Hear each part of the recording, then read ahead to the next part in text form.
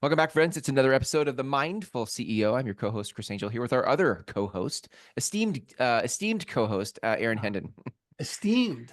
Esteemed. I Yes, thought I'd throw that in today. that's good. It's good. It's better than fried. Ha ha! See what I did? See what That's I good, did? man. It's Thank 10 you. o'clock on a Friday morning. I'm impressed by that I'm big that on. word play. I have. I'm leaning into big dad energy after the whole Tim Walls phenomenon over the last couple of days. Like big dad energy is making a comeback. I think it's Yeah. fabulous. Yeah, it's very good.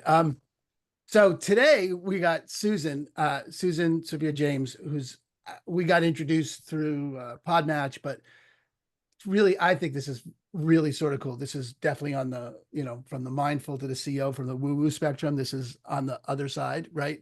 Because she's does a lot of work with sound meditation, sound baths, sound raising your frequency through sound, which is, Yeah.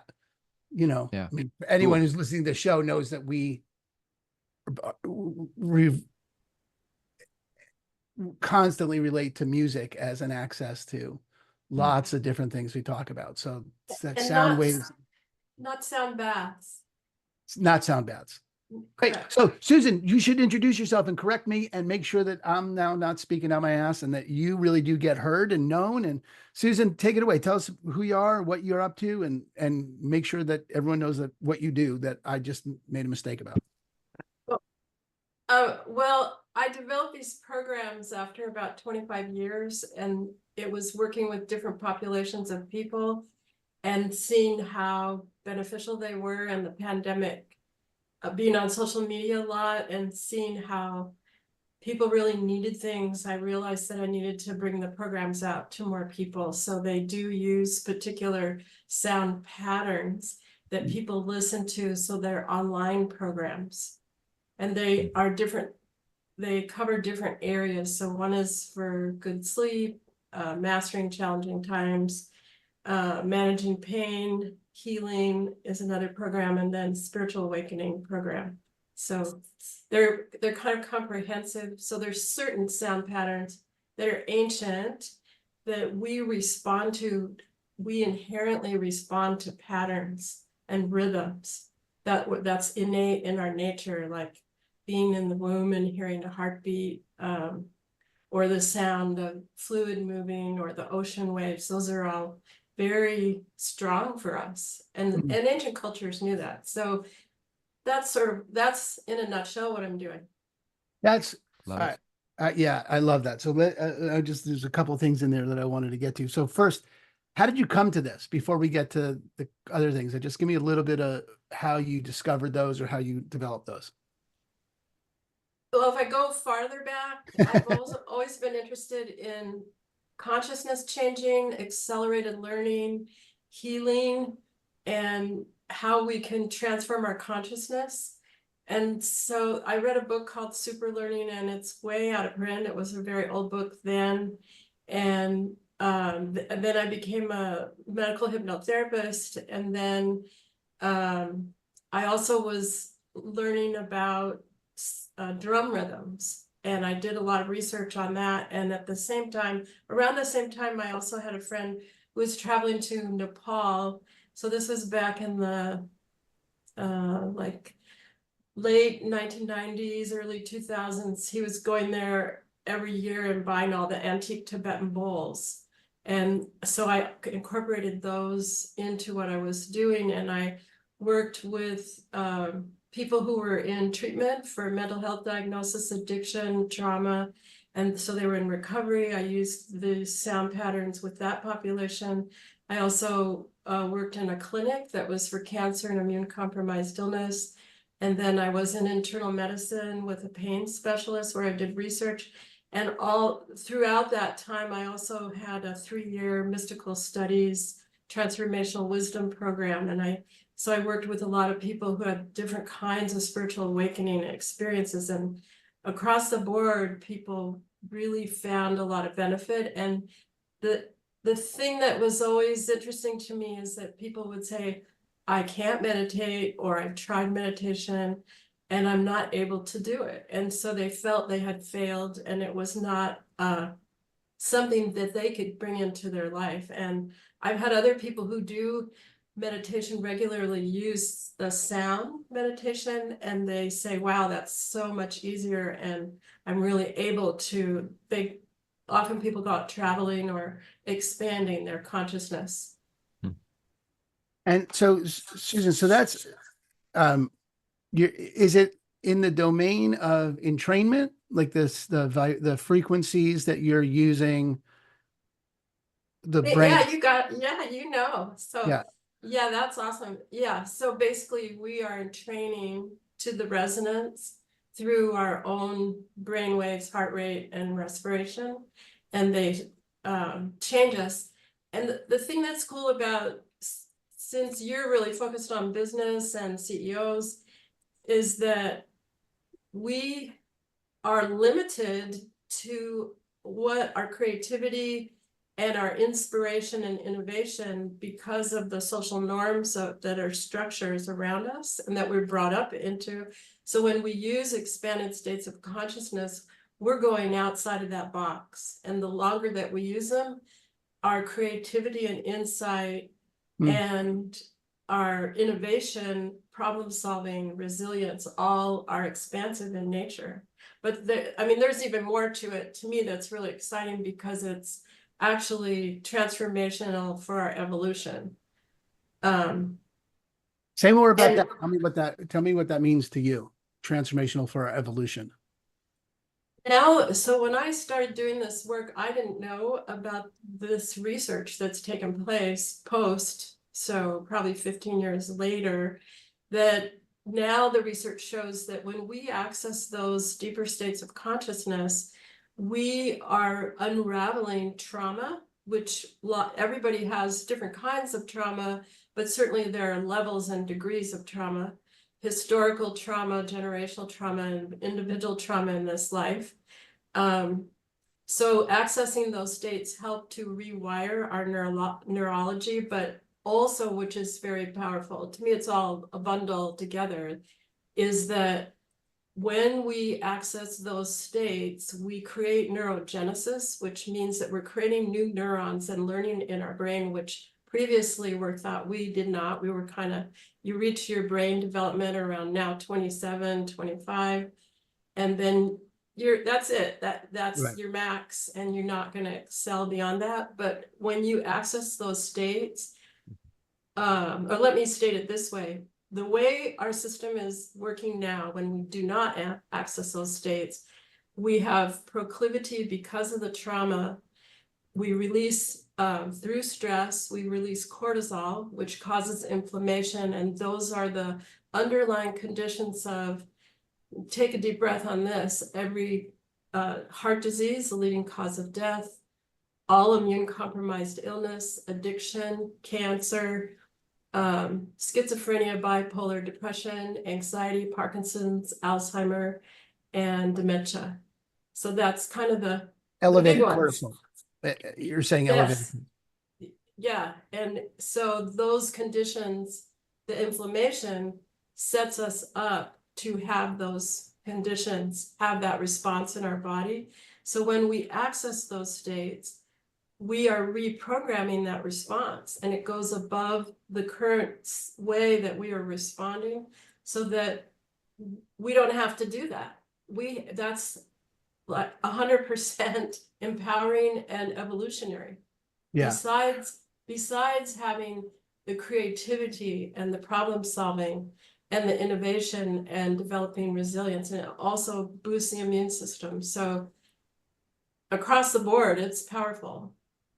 It's interesting to me, Susan. A couple of things is, one is, the more I talk about mindfulness and the more I, am asked about it, the physiological benefits of it start showing up, not just the performance improvement, but the physiological benefits of the increase in gray matter in the prefrontal cortex and the thinning of the amygdala, quicker, more responsive, less reactive, that you're changing your brain. That neuroplasticity, like you were saying, is last 50 years in brain science has shown that neuroplasticity is a thing, where it was really very much, like you said, never considered as a brain was set by the time you were a young adult, and that was it. And that's proven to be inaccurate. So, and this thing about entrainment is interesting to me because I've been I for years have one of those. It's a little device that has a goggles with it and different frequencies, and the lights go with the sound, and it's the easiest way to attain various different um,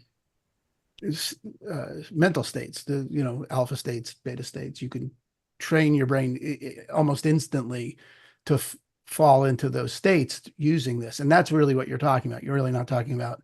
You're talking about your programs are designed to achieve various brain patterns quickly, regardless of what anyone's history is regarding meditation, which would be the sort of the manual way to get to it versus an assisted way to get to it. Like, no, why don't you just, I mean, it's interesting. I was watching someone, so I always feel a little dopey when I'm talking about, well, I saw this reel. But I saw this reel about, the frequency of fire. You know how you get fascinated by watching a fire. Human beings get, and that's as ancient as you get. That's as old as man. The opportunity to watch a candle, or that your meditations change if there's a candle in the room. That your meditations change because there's the frequency being expressed by the fire, and all these different avenues or accesses to slowing down the brain and achieving different states not only produces new neuronal patterns, new pathways get created, new gray matter, new connections and new gray matter gets built. But that whole thing about reducing cortisol, reducing stress, not just for the moment, but a permanent shift in how we approach life. It's the combination of the woo-woo with the science right there. That's the whole world of it. So I love it. Love what you're talking about. That's so interesting about the fire. I hadn't heard that. Yeah. Yeah. And it makes sense, right? Well, to me, we think of ourselves as very advanced, and there were cultures who also were advanced, right? And so there's some knowing about using those different elements that are transformative for individuals to use and also to use with other people. So you can use the sound listening just like you would sitting around a fire, where it's back to that entrainment where you're resonating together. Mm-hmm. And that also can enhance the experience. Yeah. Yeah. It was funny. I think it was last winter was the first time I meditated with other people. I was at my family, as a tradition at this point, every year spends a few days up at a Zen retreat center, not for the Zen aspects, but because there are hot springs there. And we go to my wife's from New Mexico. My family's from New Mexico, her whole family. So she gets irritated when I say it's her family and not my family. So our family is from New Mexico. So we've been to the hot springs up in the Jemez, and there's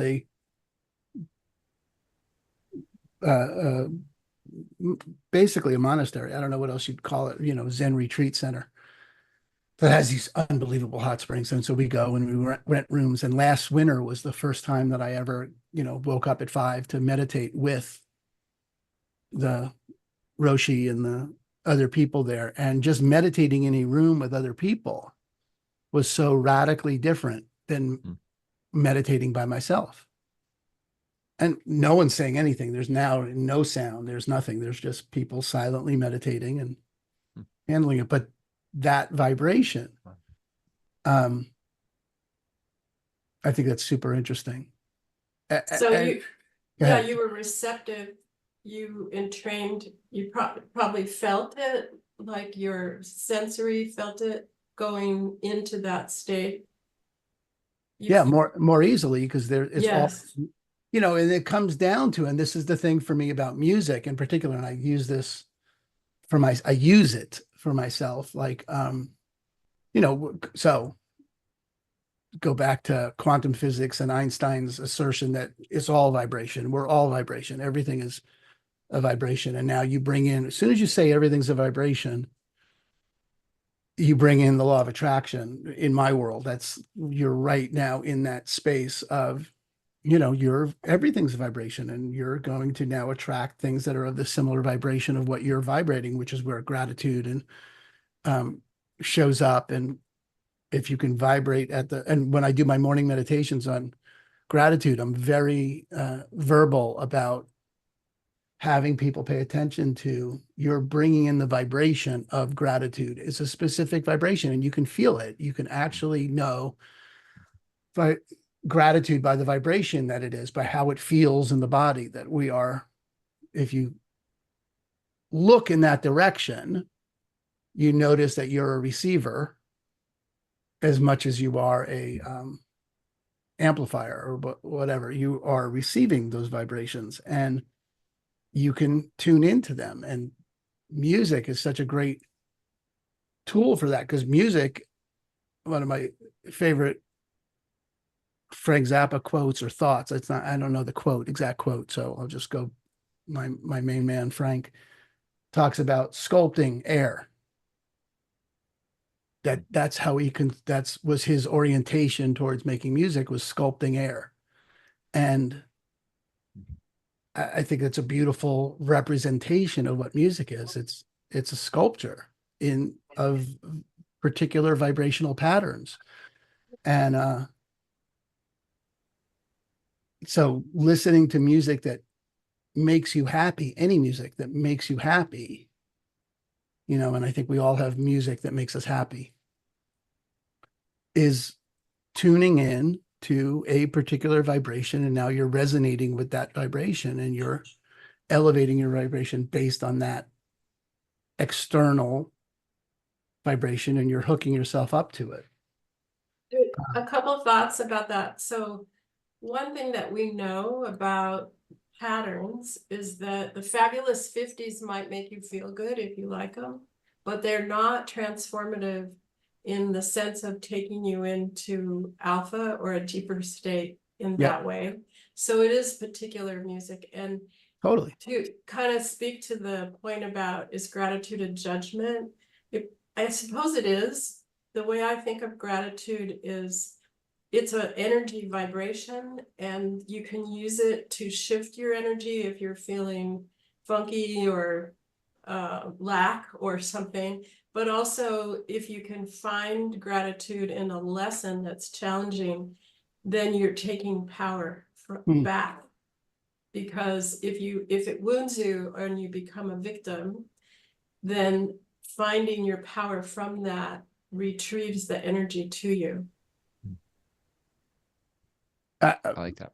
Yeah, I think that's so. Just to go back, so if people listening don't know, that the pre-show we were talking about, one of the prompts, or one of the things I've been thinking about, I had a shower thought, and the shower thought was, if given mindfulness is to pay attention on purpose in the present without judgment, and the space of watching, observing from neutrality what's happening, right? That gratitude is the question I'm grappling with is, okay, well, all that's sort of a definition of mindfulness. How is gratitude related to that, given gratitude is one of those things we think about as being good? We're applying a judgment to although you don't necessarily, so if I'm thinking of, this is the part that I can't quite articulate yet, but so gratitude as a vibration in and of itself exists without judgment. It is a vibration. It's a particular vibration and has a quality to it, regardless of any judgment that's associated with it. It doesn't have to be good or bad. It's just, and for sure, finding that vibration in a situation where you are disempowered for something, frustrated, annoyed, irritated, sad, angry, whatever, but looking for an aspect of it that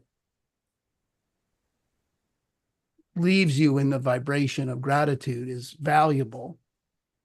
But even associating it as valuable is a judgment, is you're adding a layer of assessment to it.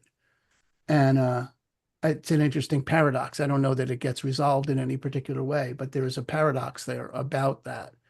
So it's just so just to go back to what you said, Susan, people that weren't clear about the prompt that we were talking about pre-show, the connection between gratitude and judgments is something worth exploring, I think. And yeah, I think to go back to your work and your discoveries and what you found makes a difference is for sure, listening to X music isn't necessarily achieving a alpha state, or unless it's a specific vibration that it entrains the brain to go along with that alpha state.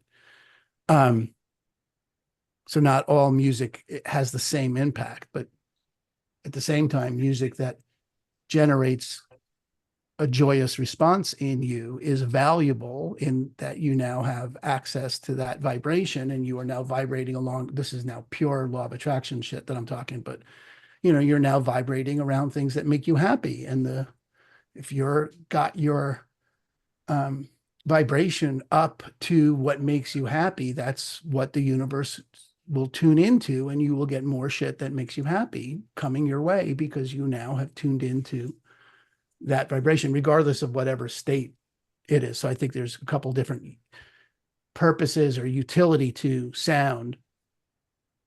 One is to what you were talking about, neuronal pathways and creating new evolutionary opportunities for the brain, creativity and relaxation and less reactivity and that utility. And then there's a utility to it, like, oh yeah, this makes me happy.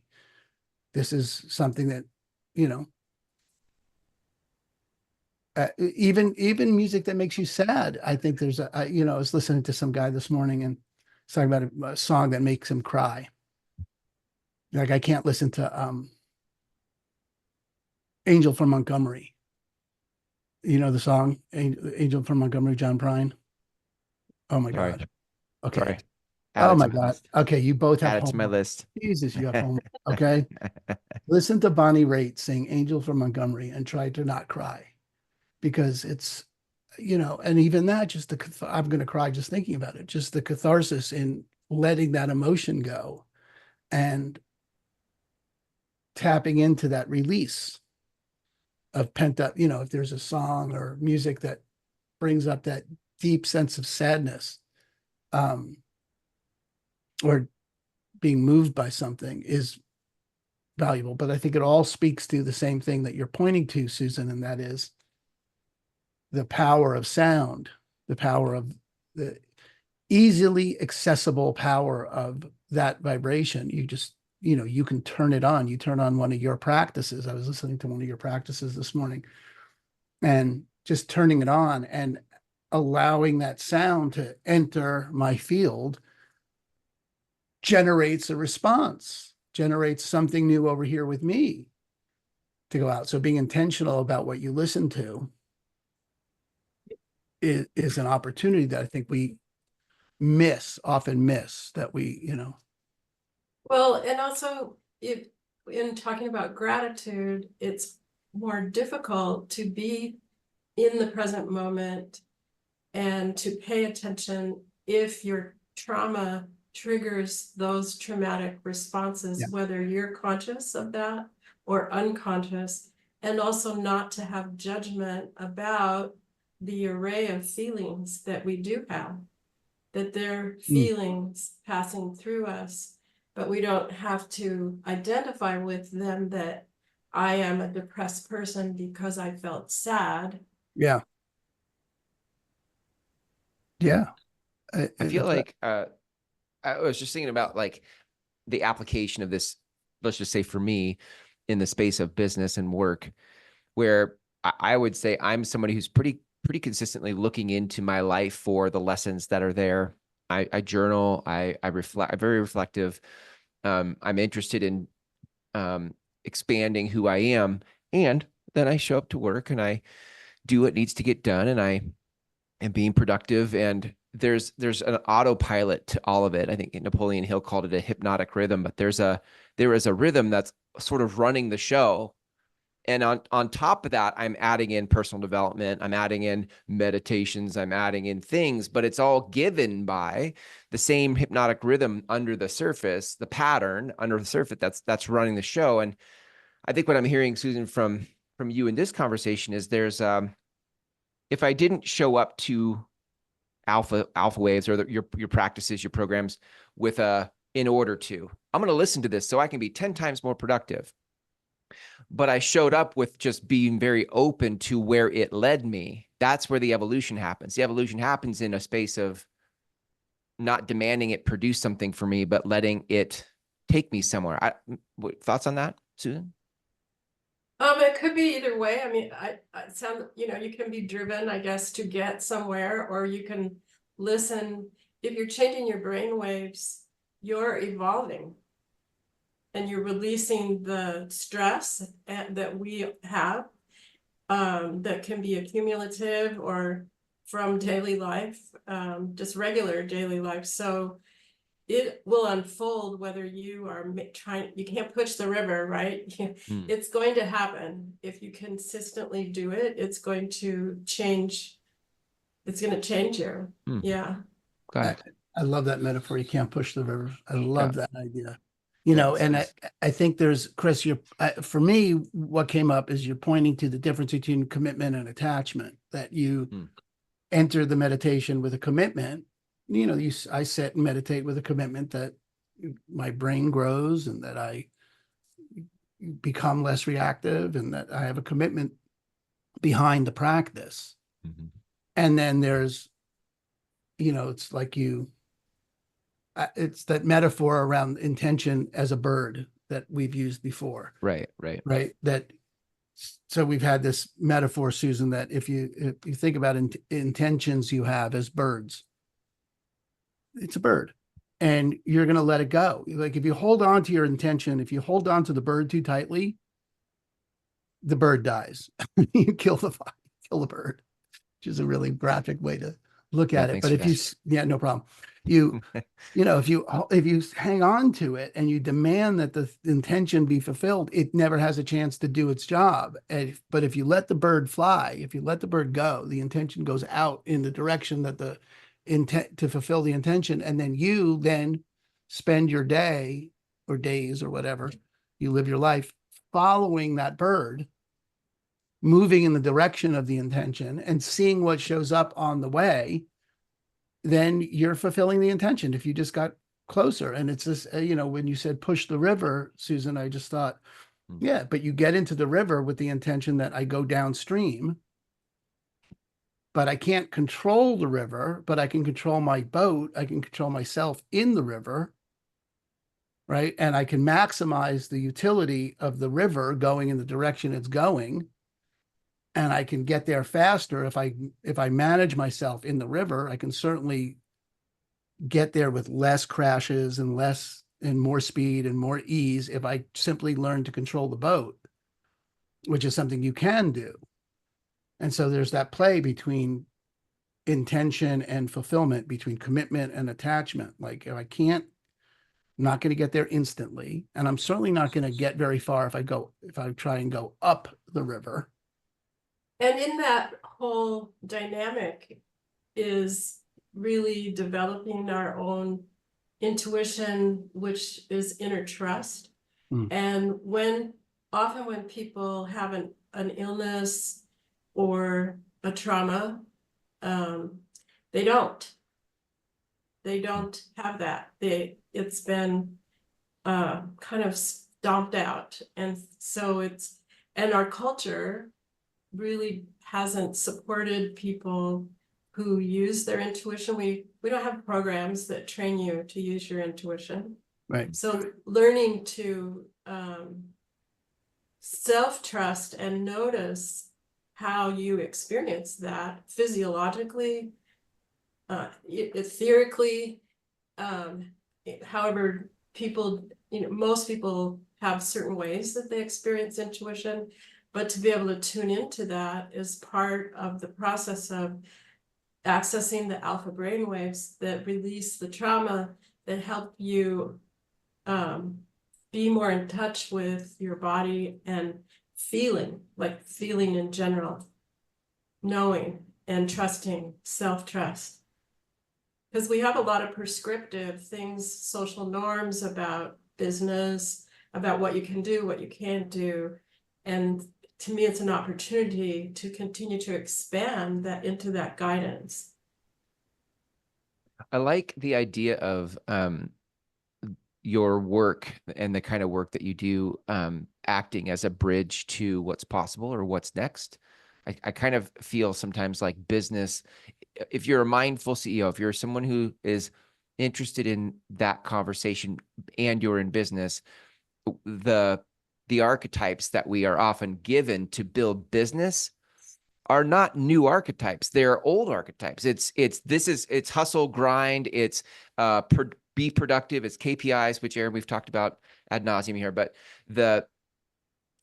I like the idea that if we are going to step into something new, a new way business could be, an evolved, expanded way business could be, for purpose, for mission, for intention, for all those things, that there could then also be a new way we're being about it. And if we're not willing to be new about it, then we're kind of stuck trying to implement a new idea with an old archetype. I love that. Yeah. And to, like I said, your patterns, that to be able to bridge, because I think to do that on your own without training wheels, without guides, without help, is, I feel like you're, in some ways we're asking, it's not impossible, it just feels like you're asking, it's just harder. And it would be easier to bridge, Susan, through kind of some of the stuff that you do. Yeah, Thanks for saying that. Yeah, I'm glad you see that. yeah, That's cool. it falls into, I mean, look, if anyone's listening to the show, they're listening because they're looking for new thoughts. And one of the things that Chris and I think I've certainly discovered since this new invention called Bring On Guests to the show has been, this whole world of, look, other people see things that I can't see. I mean, it's just the world of coaching, frankly. I mean, it's the world of having a guide. It's, Right. and where, like you pointed to, Susan, I think a lot of the traditional default contexts in which we exist as human beings is very much, I do myself. I remember very clearly when my kids were younger, you put your kid in the car seat and you try and buckle them, and they get to an age where they are now, I do myself, and it takes them 45 minutes to get into their car seat. But where it's a default for human beings, I do myself. And on one hand, it's critical that they develop a self-reliance that they can't, they do, in fact, break away from other people doing things. Learning to walk is a do myself phenomenon. Like, they are self-reliant. We are self-reliant. And then there's the what we have to then go ahead and unlearn or redevelop or develop a sensitivity to is that difference between being self-reliant and knowing when to ask for help. And that's a form of self-reliance, frankly, is because I know you, and I know we've all had the experience of attempting to coach people that are not a request for coaching, which is just painful. It never makes a difference. It's, but when which is where I think if we're going to get now back to the super woo of it all, when the student is ready, the teacher appears. It's when you are in fact ready to get that contribution from someone, it shows up for you. Right. And I think that's all worth developing, is that version of self-reliance that knows when to ask for help. And I think that's, Susan, a lot of what you do is, the particular help you provide for people is in that domain. Here, try this program so that you can get into that state with more ease. Right. Within the programs, there are different exposures to different things, like you brought up in the very beginning, gratitude, because that is a very important component to come into the heart for forgiveness, compassion, gratitude, because it does change your energy too. Yeah, that thing about requesting help, Susan, and what we do about, I think the thing about myself as a mindfulness meditation instructor and you with the work you do regarding sound meditations and sound practices, sound programs, is to, as opposed to the, when you contrast that with what's become the normal way to handle trauma, what's become normal, the path that most,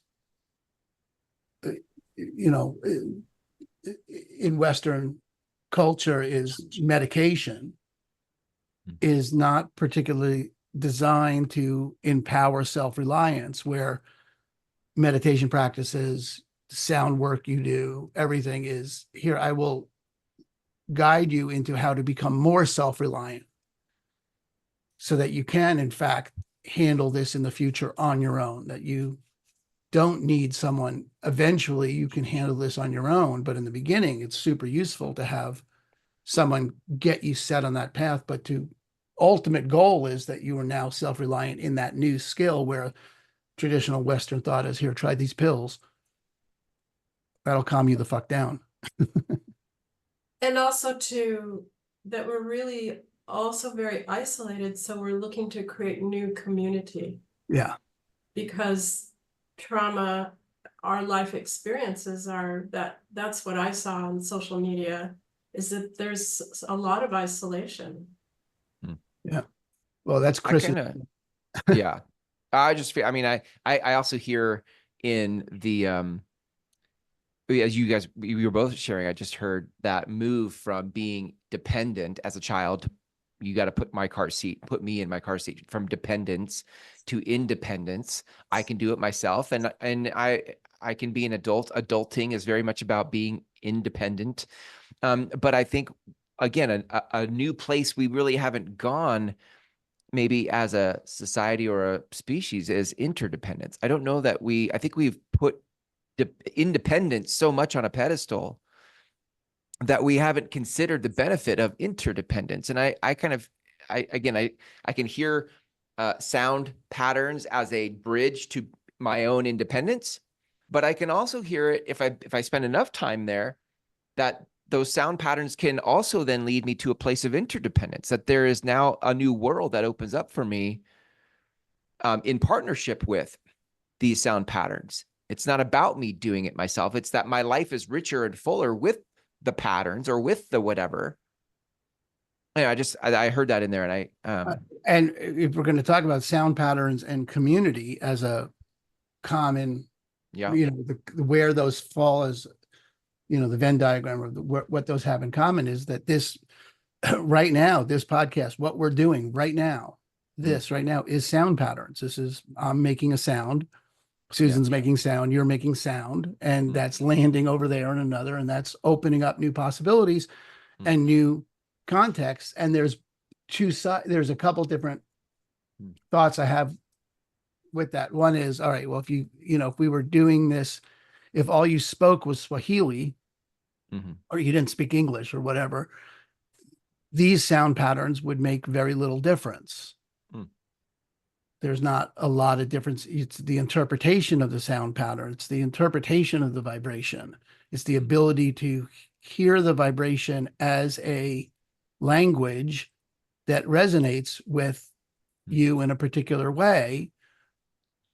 And that's a critical feature. That's what Susan's pointing to about trusting your intuition. Can you tune into that vibration? Can you tune into that and interpret that in a way that empowers you?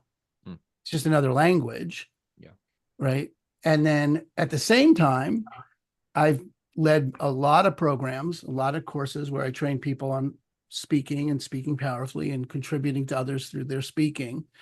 And I've had the experience of someone speaking a language that I don't speak. And in their speaking it, it still communicates. Mm-hmm. You know, I don't do opera. Opera's not a musical format that I enjoy, but I can certainly hear, well, I can't follow the story of La Traviata without an interpreter. I can hear the pain. I can, there's some things that transcend language as we, in the the broad context of language, there's things that communicate through language that are independent of the interpretation of the actual words that they're saying, that there's emotion that gets communicated, that there's things that get communicated. It's, if you're going to fall back to it's all vibration, then language itself is just all vibration. And about the intuition is that it's not something that you seek as an intention. It's an unfolding that just happens by the listening. So it's not trying, Yoda says there is no try, right? There's do. So it's just being there with it and allowing it to happen with no, you don't, the goal isn't to get outside of the box or to build my inner trust. It happens. Yeah, it's enough to be recognizing the box that you're in opens the box. Can you sit with it? Can you sit and notice the box? Susan, it's really a wide open conversation. I love that we touched on all those points. If people want to get in touch with you, if people want to know what, more about this, where do they go? How do they find out more about what you're delivering? The website is the number 3, and then it's MELETE 3melete.com. And what does that mean? Where's that come from? 3 Melete represents the original 3 Greek muses, and they were, and this kind of 3, well, the triangles, the building block of the universe, and is found across cells and everything. And so the 3 are memory, practice, and music or vibration. So those are the essentials that contribute to the 3 Melete program. Love it. Cool. Yeah. Great. Well, we'll make sure that's in the show notes, and people can get a hold. Thanks. Yeah. Thanks for being here, Susan. Thanks for your contribution to the conversation. This was fun, Aaron. This felt maybe more laid back than sometimes it kind of flowed. I just felt like I was feeling some flow in the conversation, but thank you, Susan, for being a part of it. Cool. Thank you, Chris. Thank you, Aaron. Yeah, it was interesting to where we went. You can't push the river. We definitely rode the river today. We did. I love that. All right, everybody. Thanks for being here. We'll catch you next time. See ya. Thank you. Hey, friends, if you liked that episode, make sure to like the video and subscribe to the channel. To get our 6-Figure Agent Blueprint and other free resources, you can visit 6figureagent.net. That's a number 6figureagent.net today.